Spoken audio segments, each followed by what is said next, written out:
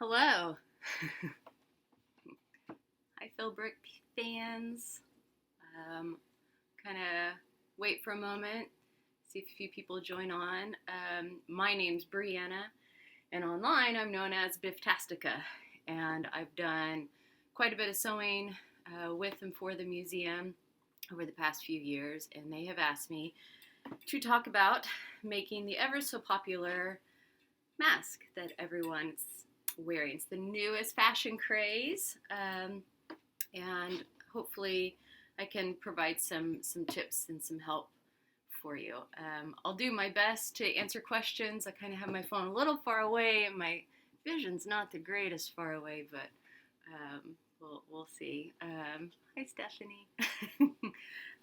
Okay, so I want to talk about the two different masks first that are the most popular that I'm seeing around, and kind of what the main differences are with those. First, there is we call this the AB mask. If you Google it, A like A, B, C, AB mask, and it's designed by a nurse, made for nurses. So it's got two darts. Okay, so dart is often what you see in like dress seams around the bust, sometimes around the back seams, but it's just a line sewn to create a little mark. So it has two darts, one longer for your nose and one smaller for your chin. And what's nice about this is that it really hugs around the nose and the chin very nicely. Okay, if you can see this. Nice hugging. Can you hear me through this? It also is made to fit over the N95 mask. Okay? It's just has a few more steps than the other mask. I think if you can do one, you can do the other. I think they're both equal in their accessibility for people who want to sew. The other mask you've seen a lot of as well. It's just straight across, okay? You've probably seen this with elastic ties around the edges, and most places are requesting to use ties instead, so they fit more of a wide variety of people. And this one goes like that, right? You tie back here. So not quite as snug around. Okay, there's still some gaps, but this one's very easy to do. You don't need a pattern, you don't need a printer to do this one. So here we go. I've made 25 of the, oh, I'm sorry. Let me tell you this first. This is from Button Counter, okay? So if you Google button counter face mask, you'll find this pattern. Okay, which is not really a pattern, it's just measurements and instructions. But I've made 25 of the AB mask. So I figured out what I like and what I don't like about making these. So I'll go ahead and demonstrate that one for you first. Okay, so if you know me at all, you know that I like to, if I'm going to sew one thing, I like to sew like a ton of those things all at once. I like to assembly line sew, so I'll cut a bunch and then I'll sew them all together in an assembly line fashion. So I have cut, I'm not even sure how many pieces for the AB mask, okay? Because that's how I roll. So they are requesting, and so let me tell you who they are. There's a group. And if you're in the Tulsa area, I think there are probably lots of groups all around different areas, different cities. But there's a group called the 918 Mask for the Masses. Makes me think of Depeche Mode, Music for the Masses. Any Depeche Mode fans out there? But Mask for the Masses.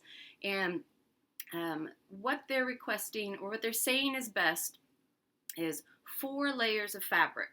Okay. The best fabrics are cotton. So cotton wins hands down. Okay. And some of the best cottons to use are batiks, because they're a little bit more tight, and bed sheets. So this is one of our old bed sheets that I'm cutting up to use on the inside. It had a big hole in it. It's just been taking up space in the linen closet. So bed sheets are great for this because they're nice, a nice tight weave. I sew a lot with sheets. I like to back quilts with them. I like to line bags with them. I have a lot of old sheets. And one of my tips for sheets, so I wash everything that comes into the house, and you should try and wash all your fabrics before you do these projects if you can. That way, if they're going to shrink or anything, they'll do that, plus you're cleaning them, okay? But if you're using like the fitted sheet on the bottom, you know, it's got that elastic part, and maybe this is very common sense. My cat really likes to play with these. But cut that off first, and then, you know, on the corner of those sheets, there's kind of like a dart that comes up so it fits the corner. I just slice along that seam, and then you've got a nice flat sheet to work with, okay? And maybe your cat, I'm going to toss this to my cat right now because he's eyeing it. He sees it. He knows what's going on. There he goes. Okay. So here's what we're going to do first on this one. This pattern does require an actual pattern, okay? And if you, when you print it out, I accidentally printed it out not to scale, so don't do what I did. This is not 100%, but it shows you that there's some additional red marks here, and that's where you do your darts. And I found as I was cutting these out, instead of marking those darts and sewing down and then trimming, I could just go ahead and cut the darts as I was sewing my fabric, okay? So you cut on the fold, it says fold here, you cut on the fold, and I just went ahead and cut those darts out. You know, I sew things how it makes sense for me to sew. If you do these differently, like, that's awesome. I think it doesn't, you follow whatever rules you want to follow, whatever works for you works for you. So what I found to work for this, okay, you're going to sew your darts first, okay, and you're going to put your right sides together. So I am putting one piece of sheet and one piece of my exterior, so one piece of interior, one piece of exterior together, and I'm going to sew down a 1/4 inch seam. Now my machine has a 1/4 inch foot. If yours doesn't, it's okay. You can kind of eyeball it, or you can, some people will put a piece of tape. They'll measure out, like from the needle, a 1/4 inch, and they'll put a piece of tape down so they know that that's where they need to be sewing, okay? So I'm going to start stitching this, okay? I like to back stitch. All right, so there's one dart, and then I'm going to sew the chin dart here. Make sure I get it all kind of lined up. All right.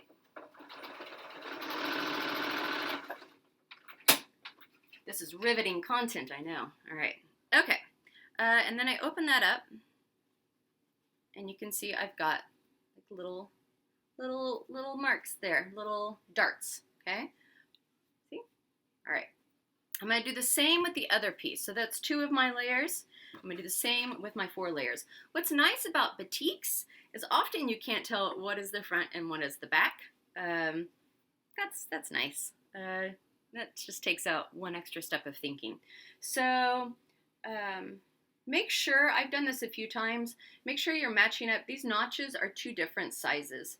So you want to make sure that you're matching up the right notches with the right notches. I've taken apart many of these over the past few days, which is why I have a fancy seam ripper, because big part of sewing is taking things apart and learning from that. So, okay. So I'm going to sew the other set down, right sides together, 1/4 inch seam.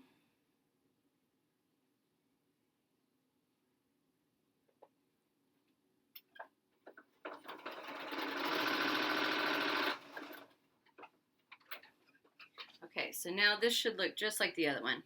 And some of you at home who sew may be saying, clip your threads. I will eventually, I'll get to it, okay? So I've got 2 of these now, so 4 layers. So now what I'm going to do is I'm going to put these together, okay? And I want to, again, actually, here's a very important part of sewing. I don't know if you can see a little ironing table. It's actually an old TV tray that I made into an ironing table, which a lot of sewists do. Ironing, I don't iron any of my clothes, but I iron everything when I sew. So I'm going to just press those little darts down, just to, you don't have to do it, but it does help kind of make it a little bit crisper. One of my rules about irons, I work a lot with kids when I sew, and one of my rules with irons is always assume that it's on. Always assume that it's hot. So even if you see that it's not plugged in, or there's not a red light on, you don't know if they just unplugged it or not. So always assume that an iron is hot. I don't want you to get hurt. So I've pressed those darts down. Okay, that took like 5 seconds. Okay, so I'm going to make sure and I'm matching the correct size dart with the other. And again, I'm going to do right sides together. If you've ever sewn with me before, you know I'm not the best at pinning and stuff. If you want to pin away or clip, I like these little things. They're kind of like teeny tiny, they're called Wonder Clips. These are like teeny tiny clothespins. And you can use those, especially they're great for kids. So, you know, if I want to clip this in place, I want to match my seam. So I've got right sides together of my 4 layers, okay? So you can see the right sides of what I've sewn together are together, all right? And I'm just going to sew one line down here and one line down here. Basically going to make a tube, okay? You can do that. I know you can. All right.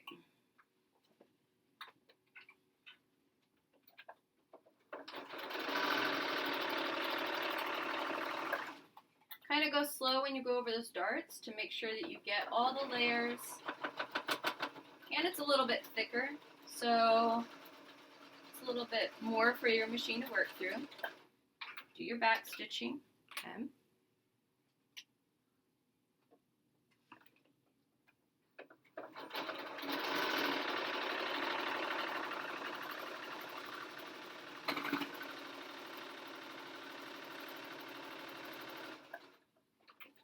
Okay. All right. Looks like that. Now I'm going to turn this tube inside out.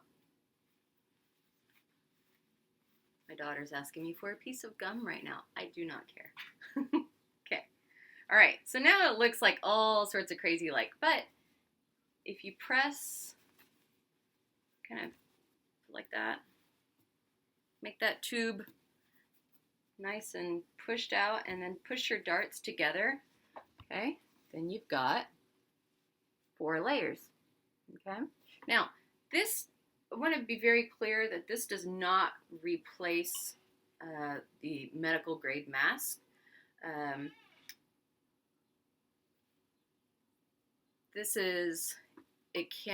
I've heard that it may help prolong the life of some of those masks, but it's also for people who don't have access to masks. So maybe people who are having to work right now, or people, I mean, I've had many requests of people to have me make them one because they have to go to the store and they're scared, or they have to go to the, I don't know, wherever you have to go, whatever you have to do. But it provides a sense of security. It traps in your sneezes, your moisture.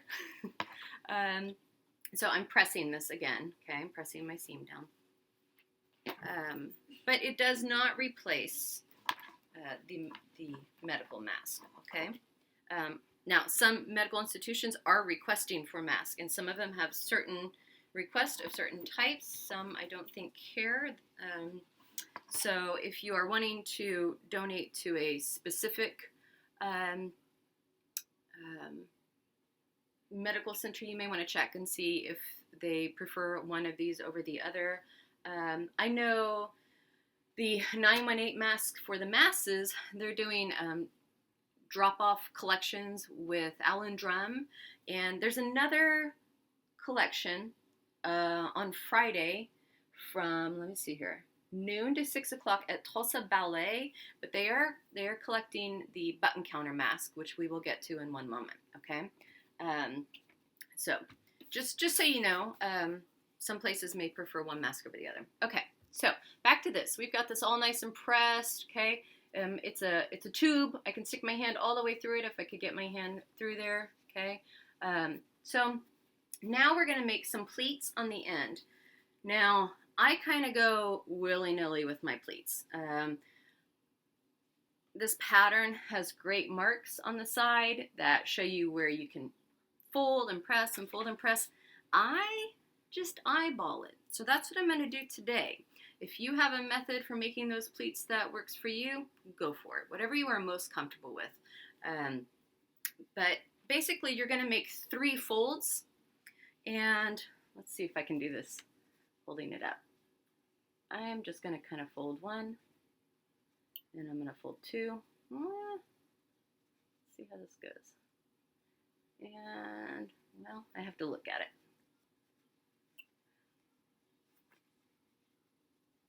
1, 2, and this is going great. Okay, so there's about 3 pleats right there, and I'm just holding them down with my finger.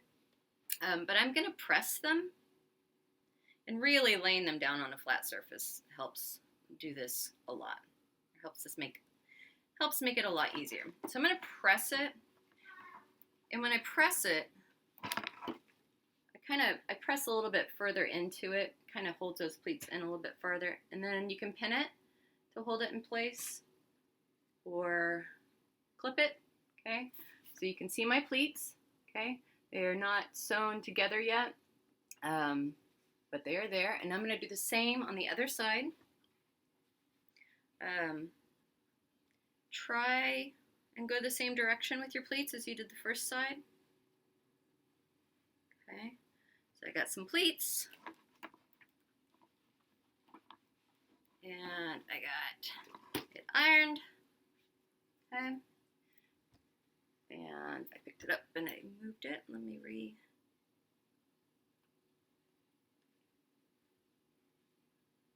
well, it's kind of like, it reminds me of, did you ever make like paper fans when you were a kid? You know, you fold the paper like accordion, like, it reminds me of that. Okay. I lost my pleats when I picked it up. That's why pinning or clipping these pleats in place will help you when you are going from one spot to another. Okay, so I've got 2 sides nice and pleated but not sewn. So I'm going to sew these down, and I kind of go rogue when I follow patterns. I am not necessarily following the instructions that was on the website with these. I just, after making 25 of them, I figured out what made sense the most for me. So I'm going to sew these down very carefully because now we've got a lot more fabric. Okay. Back stitch.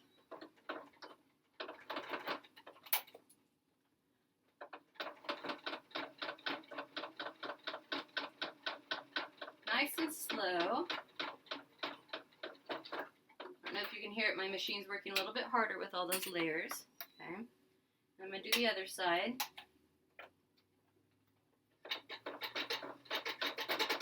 Ooh, my machine doesn't sound so happy with me right now.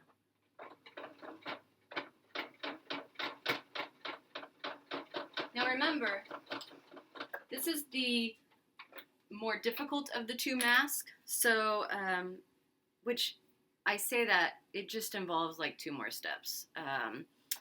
So I'm going to show you. So now this is sewn. See? I got sewn pleats. Cool, huh? But what I'm going to do is I'm going to trim kind of all of this unevenness off. Okay? It's also going to make it easier when we bind it. So I just am, I don't know, trimming off 1/8 of an inch probably.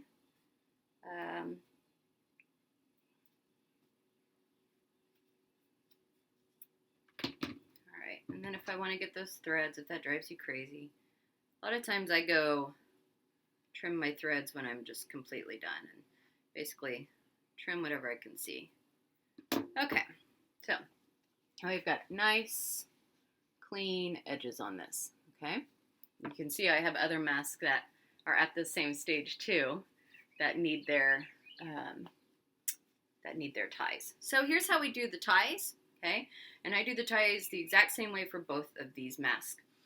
So we have a thing in sewing called bias tape, and bias means leaning one way or another, right? So bias tape means that we cut fabric diagonally. I feel like I said that word very strangely. Maybe I did, maybe I didn't. But I don't think that these ties need to necessarily be diagonally cut. But you can do that, or you can piece them much like we do bias tape, okay? So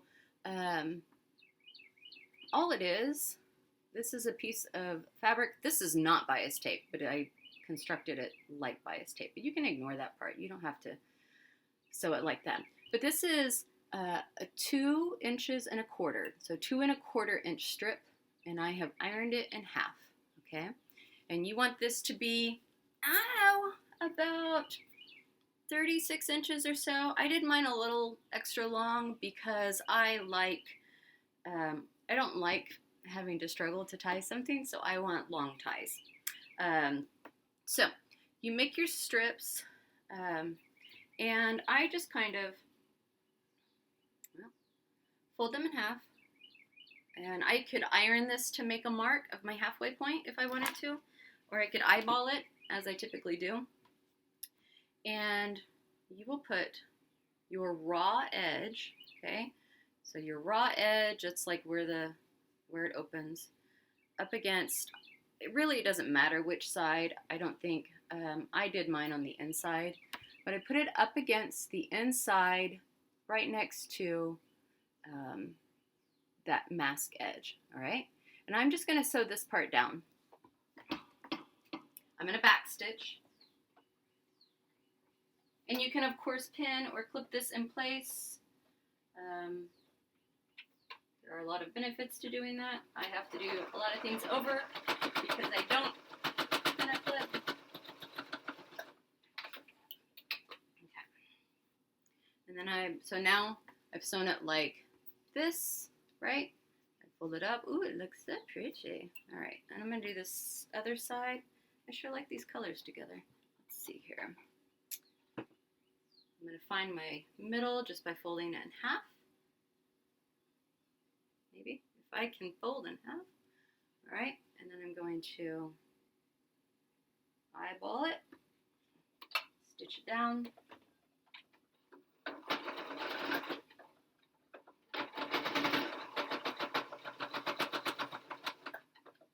When you cut fabric on the bias, it allows it to move more.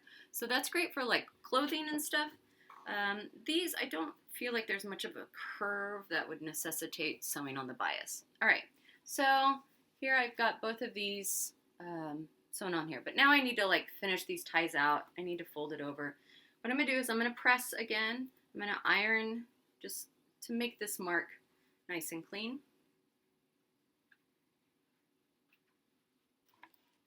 We're almost done with this one.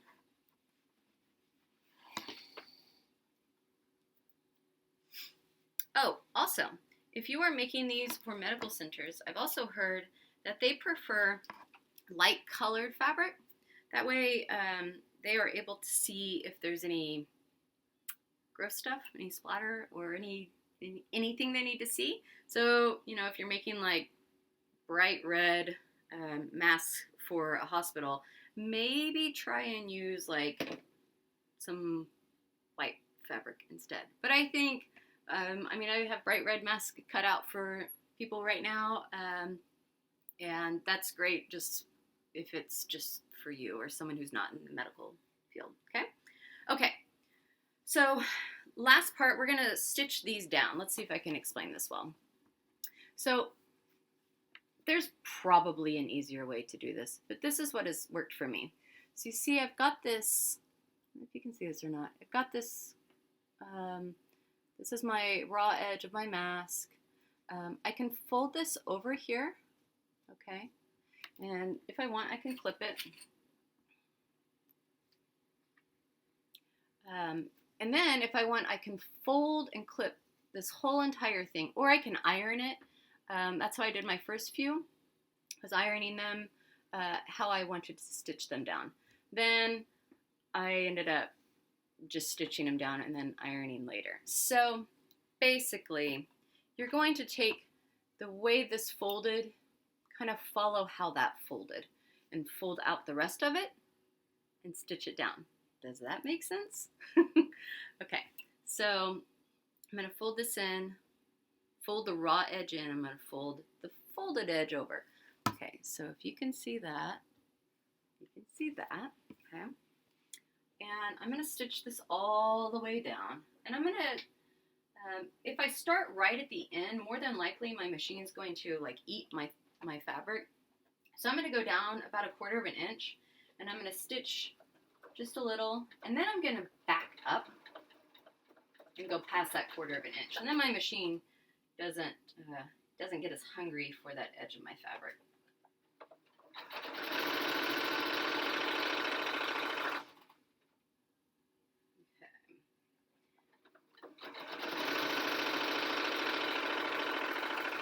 Some tutorials I've seen, they'll have you sew 2 lines down.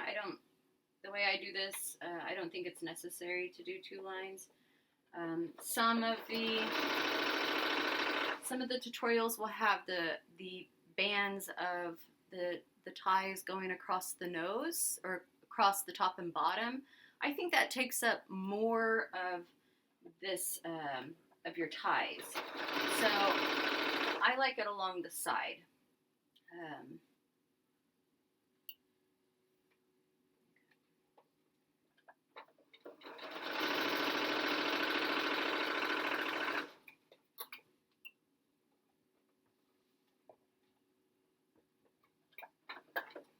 See, I'm having to go very slowly right here because I got to make sure. This is when pinning and ironing probably would have come in handy for me.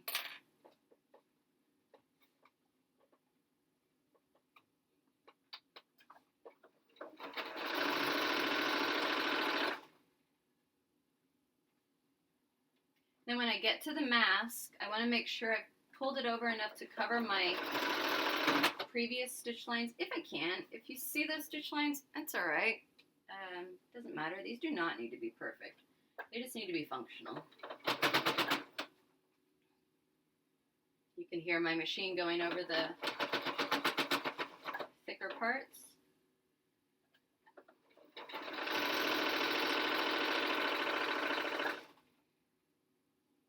I've had a lot of practice doing this.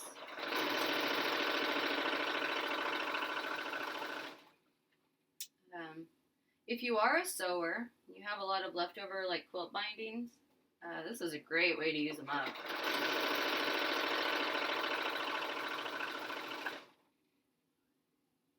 But if you don't want to go to a store and buy fabric, which you probably shouldn't be going to stores and buying fabric, you know, do what I did. Find that bed sheet that's got a hole in it, wash it up, and cut it up. There's no reason why you can't do that.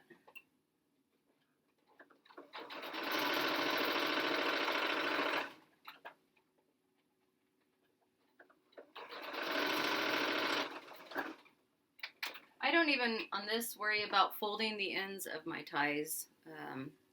So I just kind of clip it, just trim it. You do want to wash these before you pass them along if you can. Okay, so we have one side of ties done and lots of threads that I need to clip.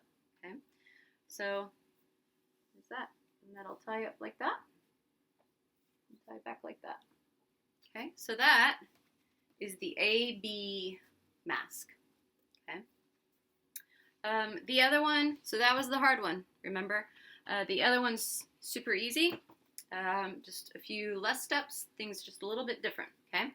So this one, you need So this is buttoncounter.com. Okay. Now on that that particular pattern or instructions, they tell you to use elastic. And I know elastic's becoming kind of difficult to find. I know people have used hair ties and elastic headbands. The ties, the fabric ties work better because they can, like I said, be used for different size heads, and the elastic can break down after a while. Maybe you've had that pair of pajama pants and the elastic's gone kaput. All right, that happens.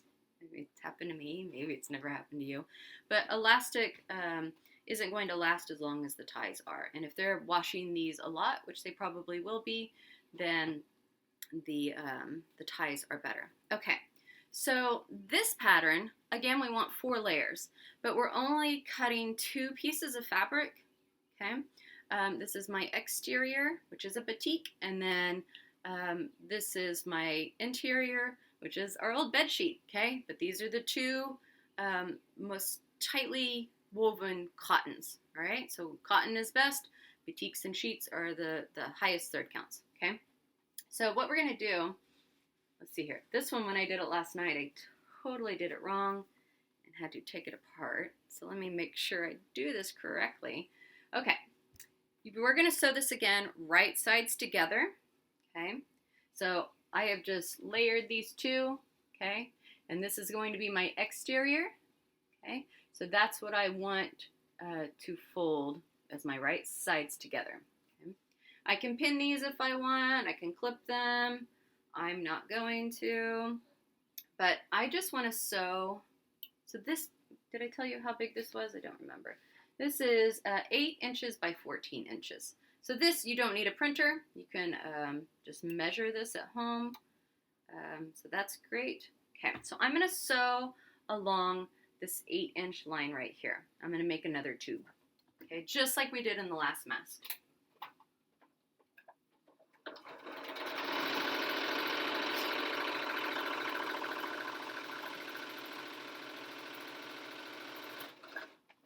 Okay, all right. Now I have another tube. See, stick my arm through it. I'm going to turn it right side out. All right. Isn't she lovely? Okay, and I'm going to press it. Nice and flat.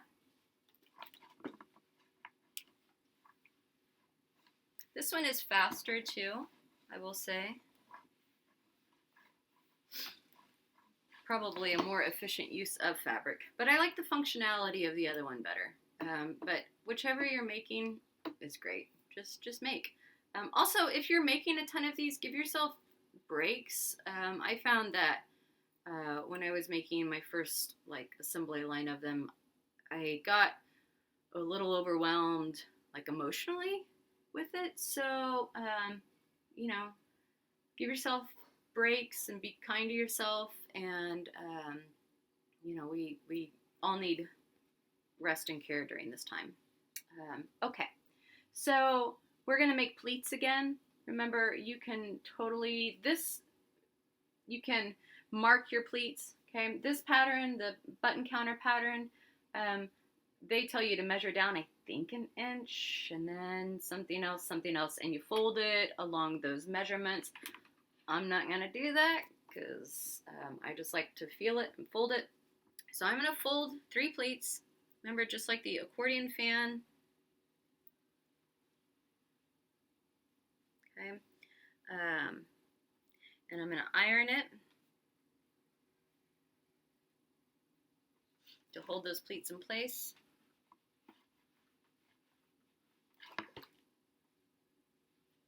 And then I'm gonna clip them to even better hold them in place.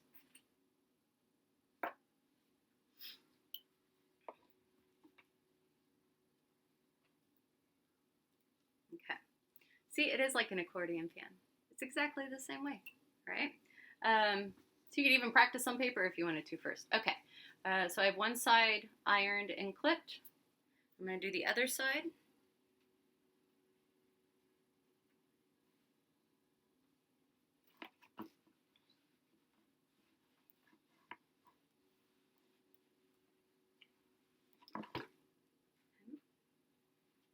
Watch out, that fabric's hot after you iron.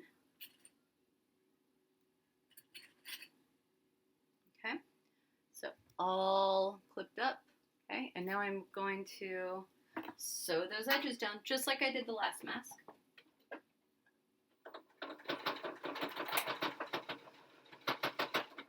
Nice and slow.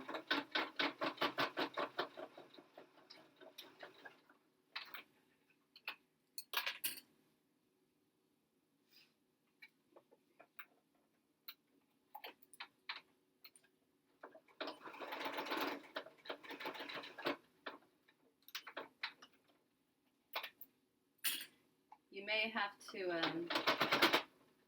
put your needle down, kind of lift your foot and shimmy things a little bit.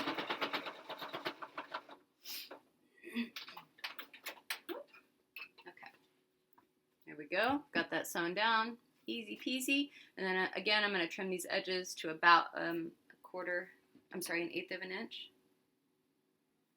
Get those threads out of there.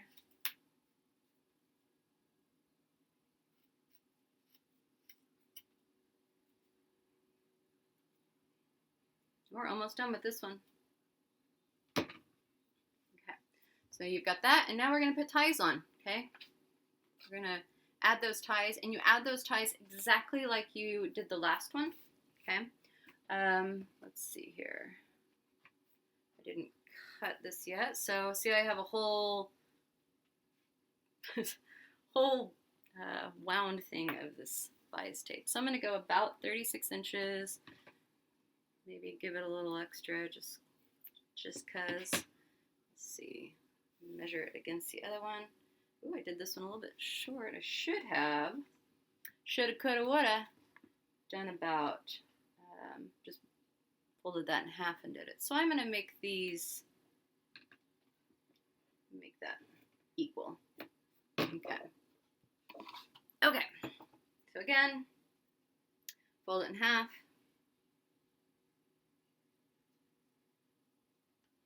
Find my midpoint. Maybe I want to press that. Okay. Or I can mark it, and I'm going to eyeball that, and I'm going to put raw edges together. Okay. So raw edge, where this thing unfolds, raw edge, match those up, and I'm going to stitch this down.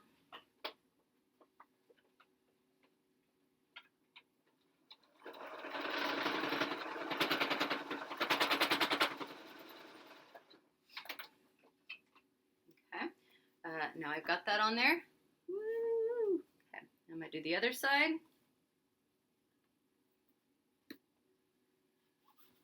Find my midpoint.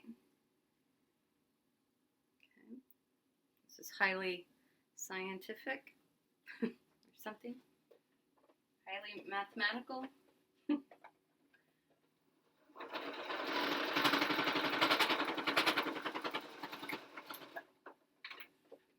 All right, now I've got these both sewn on, okay?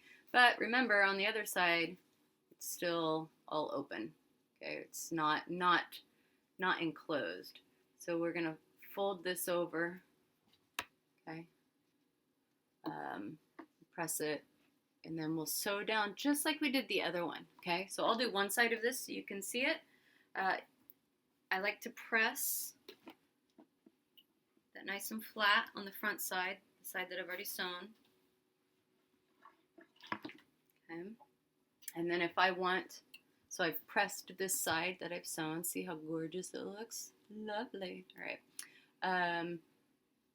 I can clip these if I want. Okay, and I'm going to go down and sew one of these sides. Remember, probably many different ways to do this. This is how I'm doing it. You don't have to do it how I'm doing it. If you do want to do it this way, you may want to iron it first. You may want to pin it first. Or you can go crazy like I am. Actually, let me do this side.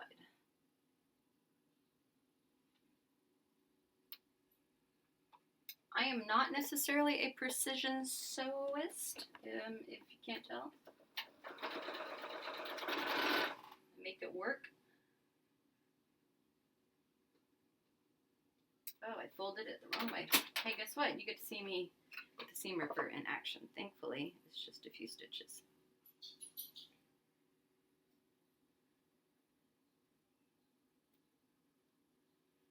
This is real life. Yes, I unstitched things so much. My husband got me a really fancy seam ripper one year, and I literally carry it in my purse with me, and I use it all the time. I know I'm not using a seam ripper correctly at the moment. That's okay. There's a time and a place. All right. Okay. Let's try that again. All right. I just folded the wrong direction, and I don't want to do that.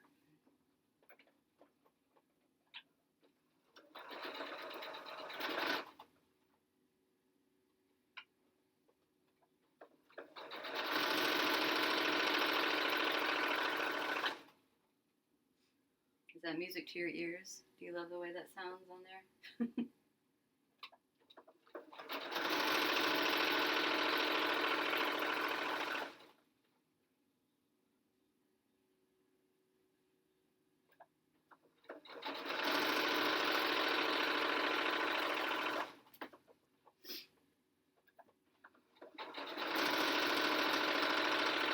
Okay, and again, when I get to the mask part, I'm going to go a little bit slower. It's going to make a lot more rumbling noises.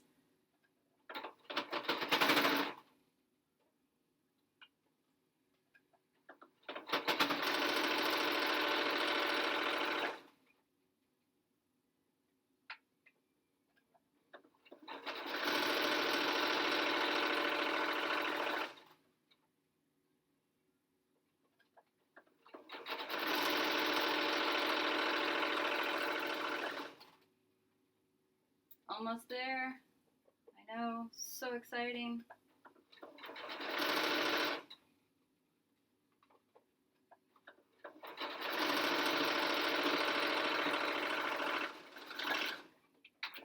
All right, and then we have a tie, okay? You do the exact same with the other side. You know, I will clip all these little strings hanging down, but there you have it. How you make both of those masks, okay? So there's the finished, which looks exactly like that, except this tie is not sewn. So this is the button counter mask, okay? You can Google button counter mask. Ties are better than elastic for those. And then this is the AB mask, okay? Has the darts. It's a little bit snugger, and it can fit over other masks. Here's the one I did for y'all. Try and wash these before you pass them off. It's nice to put them in like a Ziploc baggie, and you can write care instructions on them or how many layers are in, especially if you're donating them. Remember, there's a group called 918 Mask for the Masses. They have another drop on Friday at the Tulsa Ballet, which is closed. This is an outdoor drop of these type of masks, the button counter mask.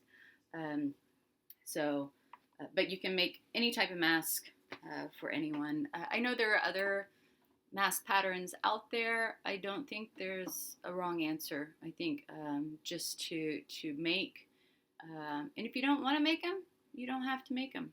But if you feel compelled to make them, do it. But set boundaries for yourself. You need to be getting a good night's sleep as well, and taking care of yourself and your family or your pets or your plants or whatever it may be. But everyone take care. And I'm Briana, again, Biftastica, if you have any questions. I also would love to give a little shout out, is that what the kids call it nowadays, to Mary Make and Do. She has several videos out with tutorials on these masks as well with different variations. She's my sewing mentor, and she teaches my daughter sewing and many other people around the area. So love her and love the way she explains things. So happy sewing, happy hunkering, and take care and enjoy the beautiful day. Thank you.